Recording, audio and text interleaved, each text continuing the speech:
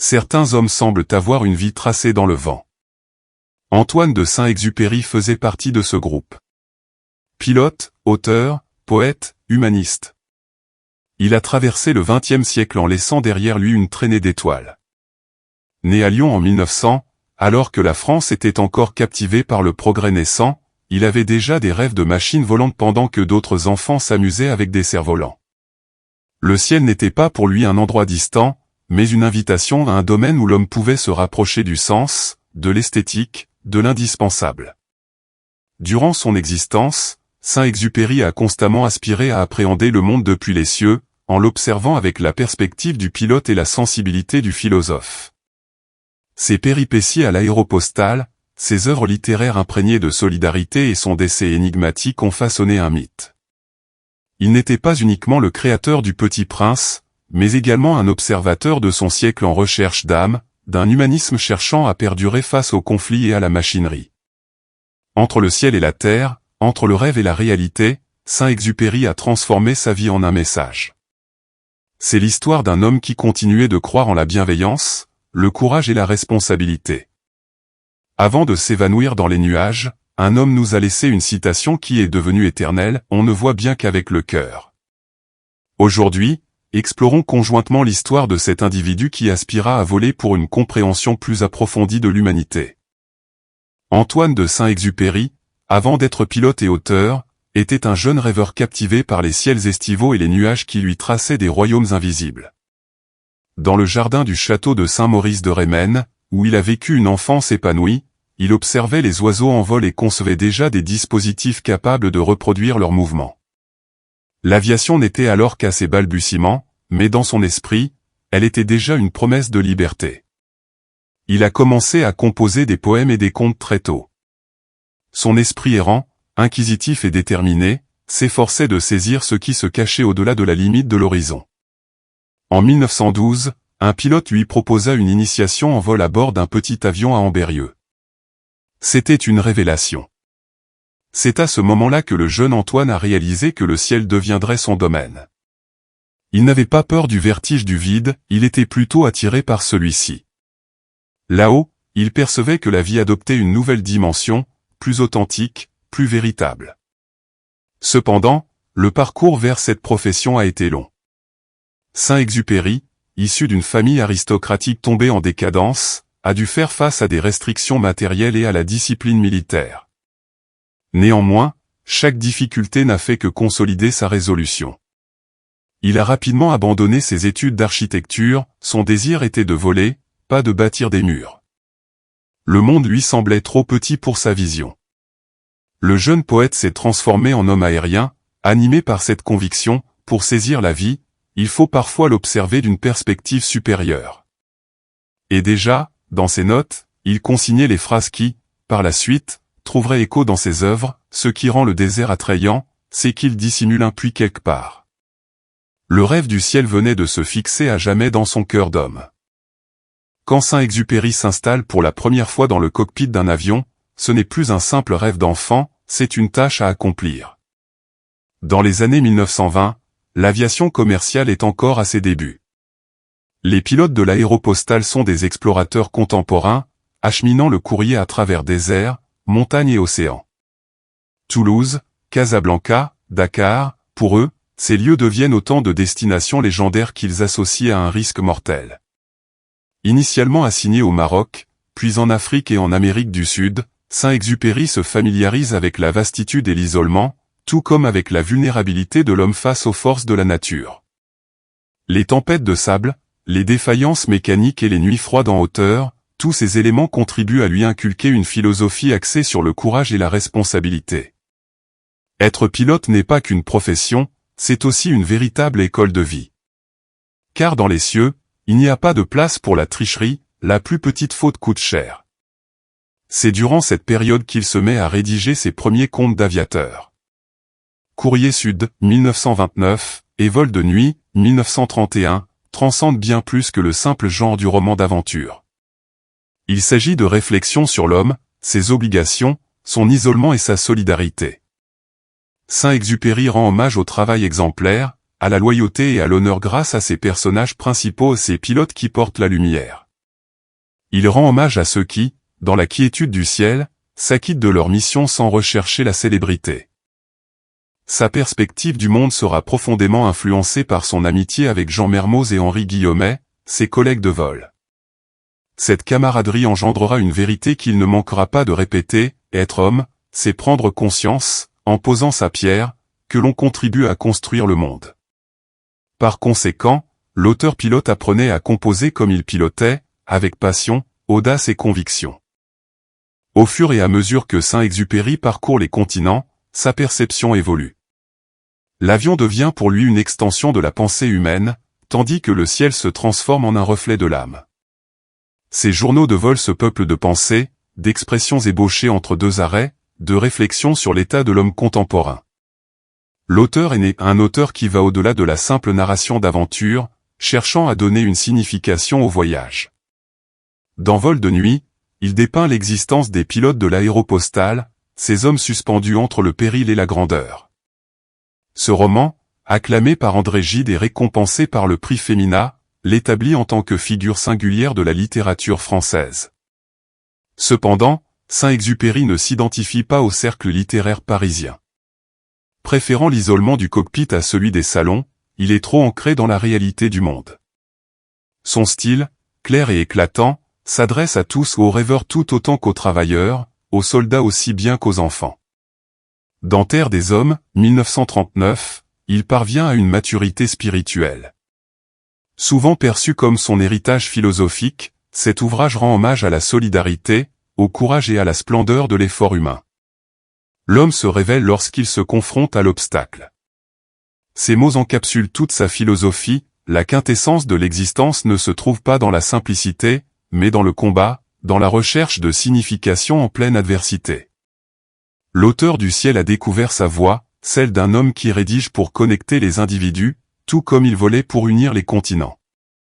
Selon lui, chaque marque laissée dans le ciel ou sur le papier avait un seul objectif: unir les âmes. Lorsque la guerre se déclare en 1939, Antoine de Saint-Exupéry ne se contente plus d'être un auteur renommé, il est également un homme marqué par les ruptures du monde. Conformément à son sens du devoir, il reprend ses fonctions de pilote de reconnaissance au sein de l'armée de l'air. Bien qu'il soit âgé et en mauvaise santé, il prend place dans ces avions qui survolent les zones adverses, aspirant à comprendre, à rapporter et à servir. Pour lui, la rédaction et le pilotage ne constituent pas deux métiers séparés, il les voit comme deux moyens de défendre la dignité humaine. Mais la guerre le change. L'idéaliste perçoit la folie humaine, la peur, la trahison et le désespoir. Il observe l'effondrement de l'Europe, l'occupation de la France et la disparition de ses amis. Autrefois focalisé sur la beauté du monde, son esprit se confronte désormais à l'absurdité de celui-ci. Ses lettres, écrites pendant cette époque, dévoilent une profonde mélancolie. Il se questionne sur la signification de tout ceci: nous sommes des jardiniers ayant égaré la graine. Installé en exil à New York, il se sent comme un étranger partout. Ni entièrement militaire, ni totalement auteur, il lutte avec la lourdeur de ses croyances et le sentiment d'impuissance. Pilote de guerre, 1942, illustre cette rupture intérieure. Ce livre, rédigé entre deux missions, est un cri de clarté et de souffrance. Dans son œuvre, Saint-Exupéry évoque un univers où l'homme, perdu dans la technologie et la haine, a négligé sa propre humanité. Cependant, même dans l'obscurité la plus totale, il persiste à croire. Avoir foi en l'homme, l'amitié et la responsabilité. Son courage ne correspond pas à celui du héros victorieux, mais plutôt à celui de l'individu qui, malgré la déroute, refuse d'abandonner la clarté. Durant son exil aux États-Unis, Saint-Exupéry a connu l'une des phases les plus tumultueuses de son existence. Bien qu'il soit isolé, épuisé et préoccupé par son pays en ruine, il a tout de même composé son œuvre la plus universelle, Le Petit Prince. Ce conte poétique et philosophique, publié à New York en 1943 et illustré par son auteur lui-même, ne se limite pas à être une simple histoire destinée aux enfants. C'est un reflet de son être intérieur, un appel d'amour destiné à l'humanité. Le Petit Prince, qui vient d'une autre planète, parcourt les univers à la quête d'amitié, de sens et d'esthétique. Au travers de son personnage, Saint-Exupéry aborde la thématique de l'isolement de l'individu contemporain, du rôle essentiel des relations humaines et de la responsabilité qui découle de l'amour. Tu es désormais pour toujours responsable de ce que tu as apprivoisé.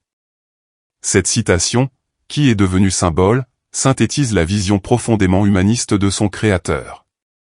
Le choix du désert comme toile de fond du récit n'est pas fortuit, il représente la quête personnelle, cet espace vide où l'on se débarrasse de ce qui est superflu pour découvrir l'essentiel. Selon Saint-Exupéry, l'important n'est pas ce que l'on voit avec les yeux, mais ce que l'on ressent avec le cœur. Son Petit Prince représente une allégorie de l'enfant intérieur qu'il a toujours su entendre, même au cœur des tempêtes du monde. Au travers de ce récit, il proposait à l'univers une leçon empreinte de tendresse et de vérité. Dans un siècle marqué par la guerre et l'effroi, il soulignait que la seule véritable richesse est celle du cœur.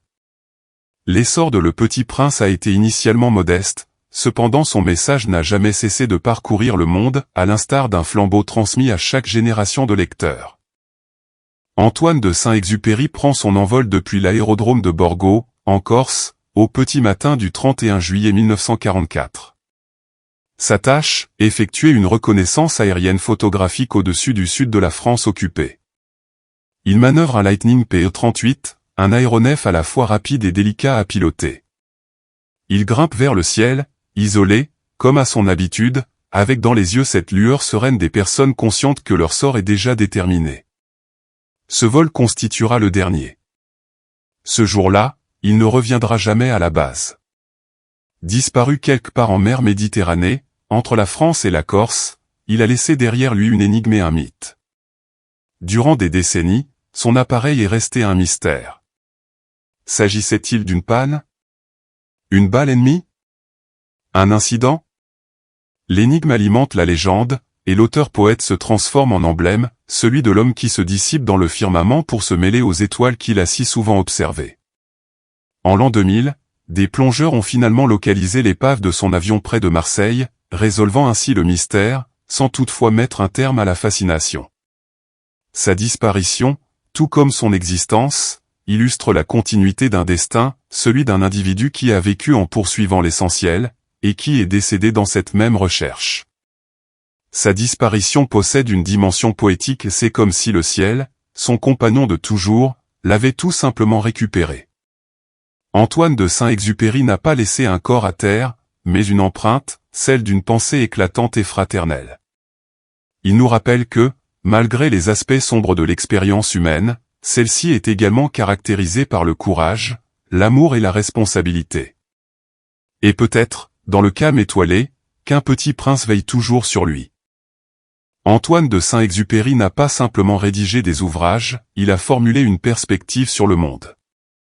Une perspective où l'homme, en dépit de ses vulnérabilités, demeure porteur d'espoir et de clarté.